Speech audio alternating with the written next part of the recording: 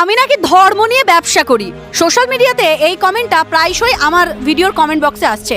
আজকে আমি আমার সাথে পেয়ে গেছি আমার ভাই দ্য বেঙ্গলি বাবুকে। আচ্ছা, এই যে ধর্ম নিয়ে ব্যবসা করি, এটা নিয়ে তোর নিজস্ব মতামত কি? হ্যাঁ, আমিও যেহেতু ধর্ম নিয়েই ব্যবসা করি এবং আমি 110% বলছি হ্যাঁ, আমি ধর্ম নিয়ে ব্যবসা করি। এটা একদম 100% সত্য কথা। কারণ আমি যদি আগেকার যুগেও যাই, যারা নাম প্রচার করতো তারা গ্রামে গ্রামে শহরে শহরে যেত, তারপরে সেখানে হয় হরে কৃষ্ণ বলে কিংবা হর হর মহাদেব বলে এরকম করে ভিক্ষা ঝুলি নিয়ে যেত এবং সেখানে মানুষ ভিক্ষা দিত, কেউ অর্থও দিত। তো আমরাও সোশ্যাল মিডিয়ার মাধ্যমে আমরা ধর্মের নাম প্রচার করছি।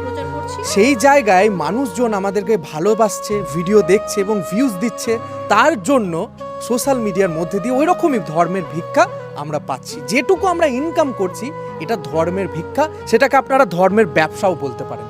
আর সব থেকে নোবেল প্রফেশন যদি হতে পারে তাহলে এই ধর্মের ব্যবসা। আমরা প্রত্যেকটা মানুষকে ধর্ম ব্যাপারে জাগরুক করি। কি জাগরুক?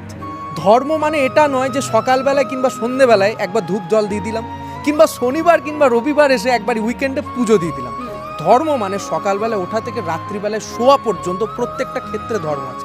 আচ্ছা, তুমি ভালো করে ভাবো, কোনো না কোনো সময় তোমাকে তোমার বাবা নিশ্চয়ই বলেছে তুই যদি ফার্স্ট হস তোকে এইটা দেবো। হ্যাঁ, একদমই তাই, অনেক সময় বলেছে। কিন্তু আমরা যদি লাস্ট হয় তখন কে আমাদের দেখবে? এটাই হচ্ছে আসল প্রশ্ন, এবং এই প্রশ্নটা নিজেকেও করা উচিত, সমাজের কাছে এই আয়নাটাও ধরানো উচিত যে ফার্স্ট হলে তো মানুষ দেবেই, লাস্ট হলে কি দেবে। একদম এই জায়গাটায় হচ্ছে গিয়ে ধর্ম তখন কাজ করে। আমরা যখন ফেলিয়ার হয়ে যাই, আমরা যখন জীবনে কিছু বুঝতে পারি না, সেই সময় যদি আমরা ধর্ম উচ্চারণ করি কিংবা ধর্ম নিয়ে আমরা চর্চা করি, তাহলে ওই লাস্ট হোক কিংবা ফার্স্ট হোক জীবনে কোনো কষ্ট আসবে না। একদমই তাই। আর এই কষ্টের নিবারণের জন্যই দরকার ধর্ম, একটা রীতিনীতি, একটা নিয়ম নিষ্ঠা। এই ভারতীয় সংস্কৃতিই হচ্ছে গিয়ে সনাতন ধর্ম, আর এই সনাতন ধর্মেরই আমরা প্রচার করি। ধায়ত বিষয়ান পুংসা সঙ্গস্তে সুপজায়তে সঙ্গত সঞ্জয়তে কামাত কামাত ক্রোধো বিজায়তে ক্রোধো ভবতি সম্মোহ সম্মোহাৎ স্মৃতি বিভ্রমা স্মৃতি ভংসাৎ বুদ্ধিনাশো বুদ্ধিনাশাৎ প্রাণস্পতি। আমার চোখে তো এটা কোনো খারাপই নয়, কিন্তু যারা এই ধরনের কমেন্ট করে তাদেরকে তাহলে এই ভিডিওটার মাধ্যমে আমরা বোঝাতে পারি বা উত্তর দিতে পারি যে ধর্ম ব্যবসা ভালো।